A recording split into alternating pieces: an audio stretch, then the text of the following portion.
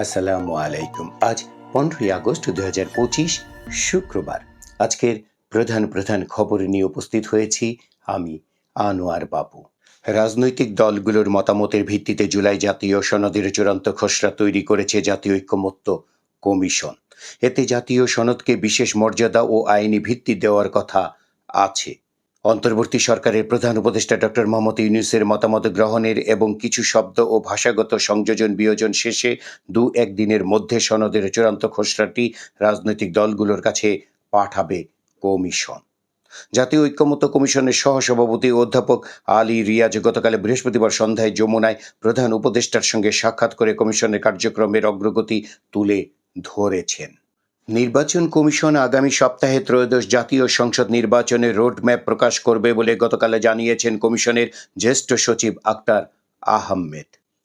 অন্তর্বর্তী সরকার উৎখাতের ষড়যন্ত্র ও রাষ্ট্রবিরোধী কার্যক্রমে অংশ নেওয়ার অভিযোগে করা মামলায় ক্ষমতাচ্যুত প্রধানমন্ত্রী শেখ হাসিনা সহ 286 জনের বিরুদ্ধে তদন্ত প্রতিবেদন দাখিল করা হয়েছে। গতকাল বৃহস্পতিবার ঢাকার মেট্রোপলিটন ম্যাজিস্ট্রেট আরিফুল ইসলামের আদালতে এ প্রতিবেদন দাখিল করেছে পুলিশের অপরাধ তদন্ত বিভাগ সিআইডি। আদালত সূত্র বলেছে, আদালত তদন্ত প্রতিবেদন গ্রহণ করে রাষ্ট্রবিরোধী কাজে লিপ্ত থাকার অপরাধ আমলে নিয়ে সব আসামির বিরুদ্ধে গ্রেপ্তারি পরোয়ানা জারি করেন। একই সঙ্গে গ্রেপ্তার তামিল সংক্রান্ত প্রতিবেদন দাখিলের জন্য আগামী 11ই সেপ্টেম্বর দিন ধার্য করা হয়েছে। আজ 15ই আগস্টকে কেন্দ্র করে রাজধানী 32 নম্বর এলাকায় নিরাপত্তা ব্যবস্থা জোরদার করা হয়েছে।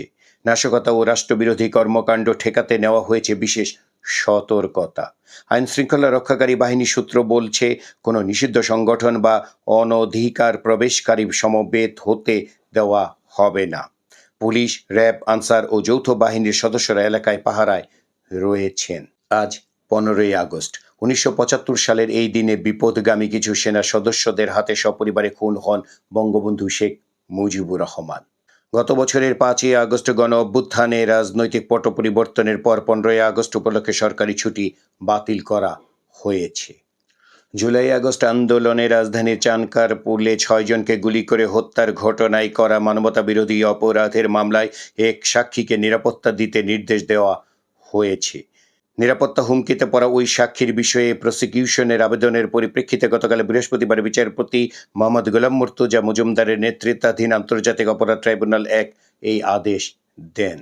ক্ষমতাচ্যুত প্রধানমন্ত্রী শেখ হাসিনার তথ্য ও যোগাযোগ প্রযুক্তি বিষয়ক উপদেষ্টা ও তার ছেলে সজীব ওয়াজেদ জয়ের বিরুদ্ধে 60 কোটি টাকার বেশি অবৈধ সম্পদ অর্জন ও অর্থ পাচারের অভিযোগে মামলা করেছে দুর্নীতি দমন কমিশন। গতকাল বৃহস্পতিবার দুদকের জেলা কার্যালয় ঢাকা এ মামলাটি করে। কিশোরগঞ্জের ইটনা মিনি স্টেডিয়ামে বাজি অর্থাৎ জুয়া ধরে খেলার আয়োজন বন্ধ করায় উপজেলা নির্বাহী কর্মকর্তার বাসভবনে দুর্বৃত্তরা হামলা চালিয়েছে। তাদের ঠেকাতে গিয়ে পুলিশ ও আনসারের 9 সদস্য আহত হয়েছেন।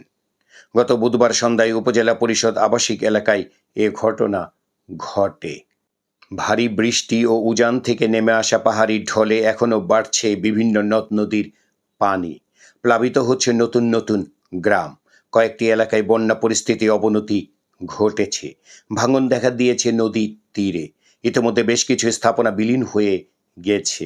পানিতে তলিয়ে গেছে ক্ষেতের ফসল, কোমর পানি বসত ঘরেও। মাচা পেতে চলছে রান্নার কাজ। বিভিন্ন স্থানে ত্রাণের সংকটের খবর পাওয়া গেছে। এছাড়া শিক্ষা প্রতিষ্ঠানে পানি ওঠায় বন্ধ রয়েছে পাঠদান কর্মসূচি।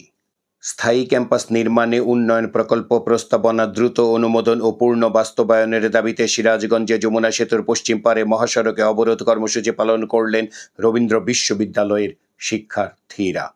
গতকাল বৃহস্পতিবার বেলা 11টা 50 শুরু হওয়া এই কর্মসূচি চলে বেলা 1টা 10 পর্যন্ত। এতে ঢাকা থেকে উত্তরবঙ্গে সড়ক যোগাযোগ 1 ঘন্টার বেশি সময় বন্ধ থাকে। দুর্ভোগে পড়ে 22 জেলার যাত্রীরা। বিএনপির চেয়ারপারসন ও সাবেক প্রধানমন্ত্রী বেগম খালেদা জিয়ার 81তম জন্মদিন আজ। 1945 সালের এই দিনে তিনি জন্মগ্রহণ করেন। কক্সবাজারের মহেশখালীতে থানার ভারপ্রাপ্ত কর্মকর্তা মঞ্জুরুল হককে ন্যাংটা করে এলাকা ছাড়া করার হুমকি দেওয়ায় এক বিএনপি নেতাকে দল থেকে বহিষ্কার করা হয়েছে। একই সঙ্গে দলে তার সদস্যপদ স্থগিত করা হয়েছে। বহিষ্কৃত নেতা আক্তার হোসেন মহেশখালী পৌর বিএনপির আহ্বায়ক এবং জেলা কমিটির সদস্য। গত বুধবার রাতে বিএনপির সিনিয়র যুগ্ম মহাসচিব অ্যাডভোকেট রুহুল কবির রিজভী স্বাক্ষরিত এক বিজ্ঞপ্তিতে এ তথ্য জানানো হয়েছে। নরসিংদীর জেলা যুব মহিলা লীগের বহিষ্কৃত সাধারণ সম্পাদক শামীমা নূর পাপিয়া ও তার স্বামী মফিজুর রহমানকে এবার অবৈধ সম্পদ অর্জনের দায়ে 3.5 বছর করে কারাদণ্ড দেওয়া হয়েছে। একই সঙ্গে প্রত্যেককে 5 লাখ টাকা জরিমানা করা হয়েছে। জরিমানা টাকা দিতে ব্যর্থ হলে আরও 6 মাস করে কারাভোগ করতে হবে বলে রায়ে উল্লেখ করা আছে। ঢাকার বিশেষ জজ আদালত 3 এর বিচারক মোহাম্মদ আবু তাহের গতকাল বৃহস্পতিবার এই মামলার রায় ঘোষণা করেন।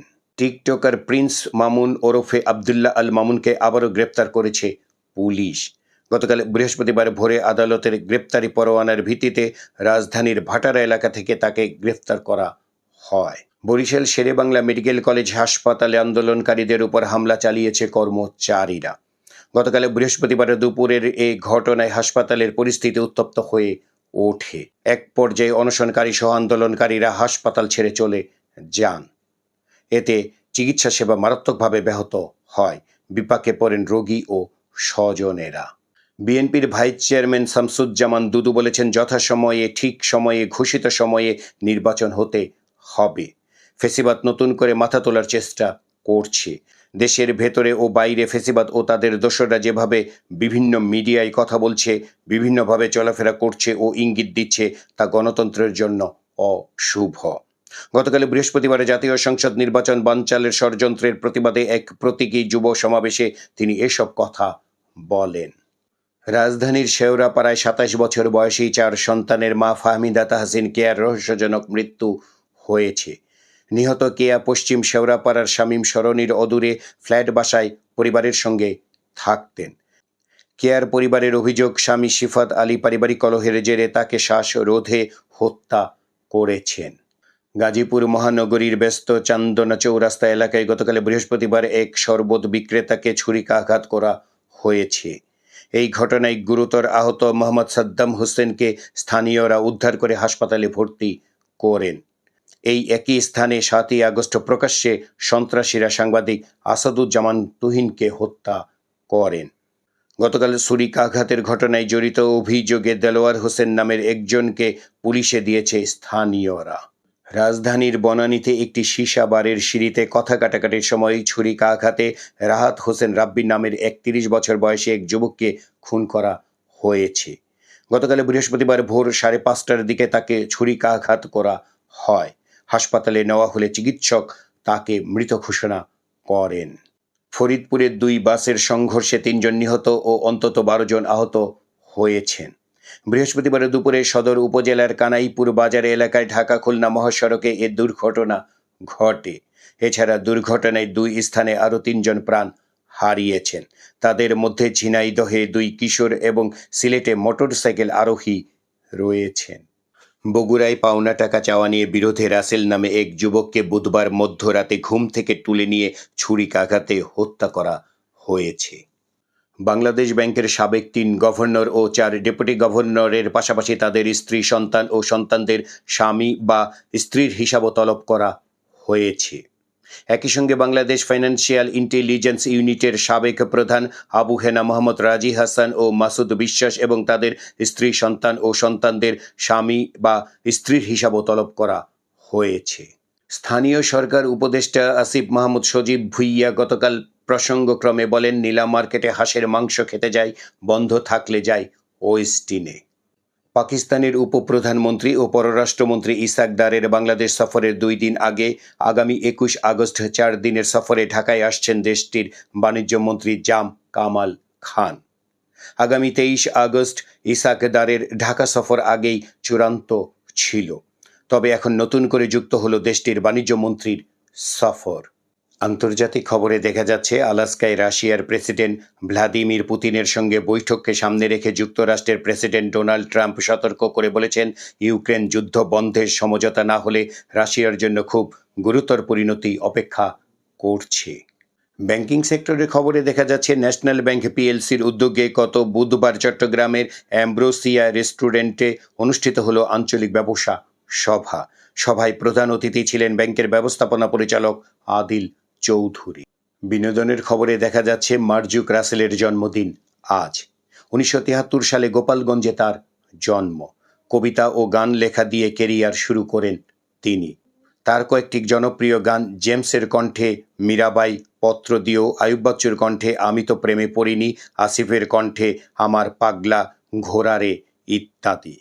মোস্তফা সরোয়ার ফারুকের আয়না মহল দিয়ে টিভিতে অভিনয় শুরু।